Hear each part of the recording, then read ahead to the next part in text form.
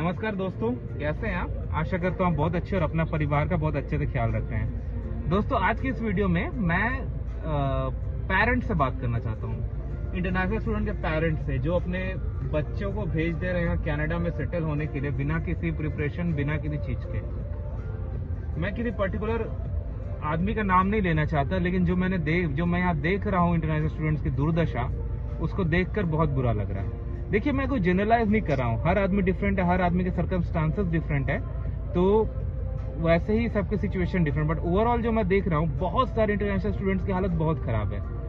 क्योंकि एक international student आता है, आपने उसकी फर्स्ट सेमेस्टर या फर्स्ट ईयर की फी मान लो पे कर दी है, लेकिन वो 2 साल 3 साल का कोर्स कर रहा है। वो बच्चा यहाँ आता है, वो स्ट्रगल कर रहा है कि भाई मैं अब इतनी महंगाई है, जॉब्स उतनी नहीं है, मैं अगले साल की फी कैसे दूंगा, मैं कहाँ जाऊंगा, क्या करूंगा। अब 20-25 घंटे की जो मिल रही है उसको वर्क अलाउड का, उसमें बहुत लोचा है दोस्तों। लोचा ये है उसमें कि मतलब उतने घंटे काम करने में तो खर्च निकलेगा नहीं ऑब्वियसली, तो बच्चा क्या करेगा फिर? वो गैर कानूनी तरीके से कैश पे काम करेगा। तो आपको क्या लगता है, अगर कोई कैश पे काम करता है, बिजनेस तो हायर कर लेंगे उसको, किसको चीप लेबर नहीं चाहिए, कॉस्ट किसको नहीं बचाना है, लेकिन हायर करने के बाद फिर उसका होगा क्या उसको मिनिमम वेज मिलेगा? नहीं मिलेगा। मिनिमम वेज से आधे या उससे भी कम में काम होगा। मैं आपको एक केस बताता हूँ, मुझे क्यों ये वीडियो बनाने का मन किया और क्यों मुझे थोड़ा मैंने उन पेरेंट्स पर गुस्सा आ रहा है जो अपने बच्चों को ऐसे भेज दे रहे हैं। मेरा रिक्वेस्ट रहेगा कि भाई कम से कम 2-3 साल की फी अरेंज कर लो, उतने कैपेबल रखो कि तब बच्चे को भेजो, ताकि बच्चे पर इतना एनॉर्मस प्रेशर ना आए। कल की बात बता रहा हूँ दोस्तों, पार्क में मैं बैठा था, एक लड़की आई मुझसे बात करने, वो मुझे पहचानती थी, तो मैंने बोला, उसको मेरा नाम सब कुछ पता था। मैं बोला कैसे पता भाई आपको? तो वो बोली कि मैं आपकी वीडियोस देखी पहले। तो मैं बोला कि यार अच्छा, पहले मैं अपने वीडियोस में खुद अपीयर होता था, तब मैं थोड़ा बेटर था देखने में, अब उतना बेटर नहीं, उसमें खुद नहीं आता हूँ। तो उसने बोला कि वो मुझे पहचानती है, तो मैंने बोला ठीक है भाई बैठ जाओ, आप भी क्या कहना चाहते हो। तो उसने मुझे जो दुर्दशा बताई, जो उसके साथ हो रहा है, मुझे यार रोना आ गया लिटरली। काश मैं उसके लिए कुछ कर पाता यार। वो मतलब फी के लिए, रेंट के लिए स्ट्रगल कर, उसकी हालत इतनी खराब है, मतलब एक्सप्लॉइटेशन का लेवल देखिए।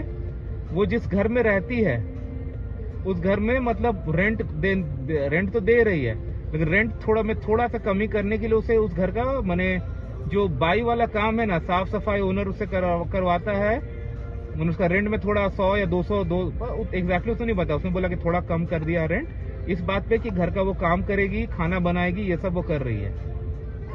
हालांकि देखिए, किसी को काम कोई भी छोटा बड़ा नहीं होता है, लेकिन वो काम बहुत ज्यादा कर रही है, उसके बदले उसको बहुत कम मिल रहा है, मैं ये कहूंगा।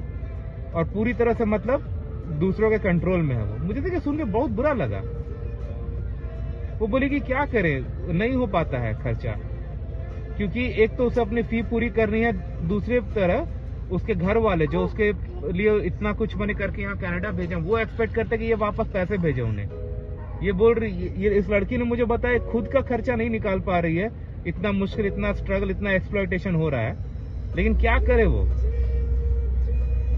मुझे बुरा लगा उससे। मैं बोला कि भाई मेरे हाथ में नहीं है, नहीं तो मैं तेरे लिए कोई जॉब जरूर अरेंज कर देता। हालांकि उसका कॉन्टैक्ट नंबर सब मैंने लेके रखा, अगर मेरे किसी फ्रेंड कहीं कुछ मैंने जॉब का कुछ आया तो मैं उसको रेफर करूंगा, लेकिन मुझे उसका हाल सुन के बुरा लगा। मैं पेरेंट्स से बात करूं, आप अपने बच्चों को ऐसे हालत में क्यों भेजते हो?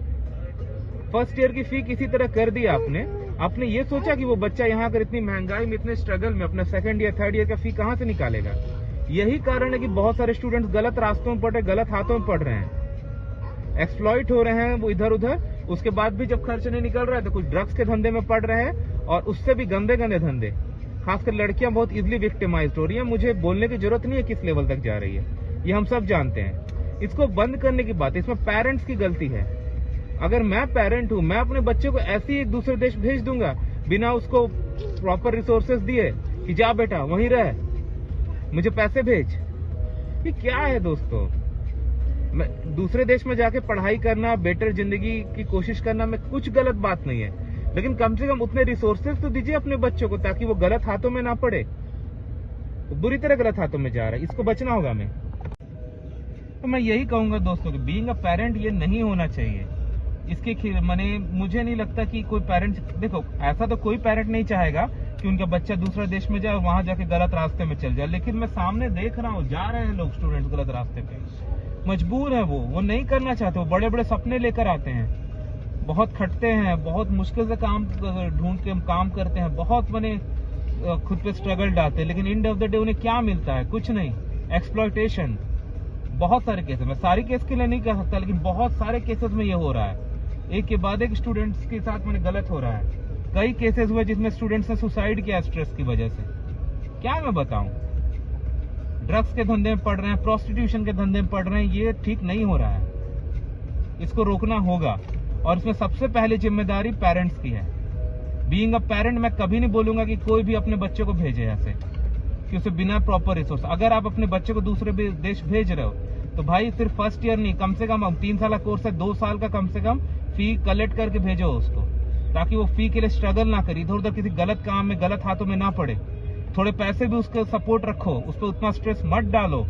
उसका काम यहाँ कर अपना करियर बनाना है, फ्यूचर बनाना, उसका ये प्राइम ऑब्जेक्टिव नहीं होना चाहिए कि मुझे अपनी फी निकालनी है, अपने माँ बाप को भेजनी है। मैं ये सजेस्ट करूंगा कि इन बच्चों को थोड़ा सपोर्ट चाहिए, ऐसे ही बिना सपोर्ट के मिनिमम दिखा के मत भेजो। बहुत बुरा हालत होता है, मुझे देख के बहुत बुरा लगा जब उस लड़की से मैंने बात की कि उसकी हद तक उसके साथ एक्सप्लॉयटेशन हो रहा है, बेचारी कुछ कर भी नहीं पा रही है। और मुझे बुरा लगा इस बात कि मैं उसकी कुछ हेल्प नहीं कर पाया, काश मैं कुछ थोड़ी उसकी हेल्प कर पाता। ये नहीं होना चाहिए दोस्तों, इसे रोकना होगा आपको, हम सबको इसके खिलाफ आवाज उठानी, मैंने कुछ करना होगा। मैं यही रिक्वेस्ट करूंगा पेरेंट्स, अगर आप ये मेरी वीडियो देख रहे हो तो जो पेरेंट्स जो अपने बच्चों को कनाडा या दूसरे देश भेजने कोशिश कर रहे हैं, सिर्फ कनाडा के बारे में नहीं कहूंगा, दूसरे देश कहीं भी भेजने की कोशिश कर रहे हैं, भाई इतना उनको सपोर्ट दो, उन पे ऐसा डिपेंड मत करो, नहीं तो बहुत स्टूडेंट गलत रास्ते पे जा रहे। उस लड़की ने मुझे और भी बहुत कुछ बताया अपने फ्रेंड्स के बारे में, इधर उधर बहुत कुछ, जो मैं नहीं बोल सकता इस वीडियो में, कि मैं किसी का नाम नहीं ले सकता। प्लीज दोस्तों इस बात पे ध्यान दें और इस वीडियो को ज्यादा से ज्यादा शेयर करें। Thank you.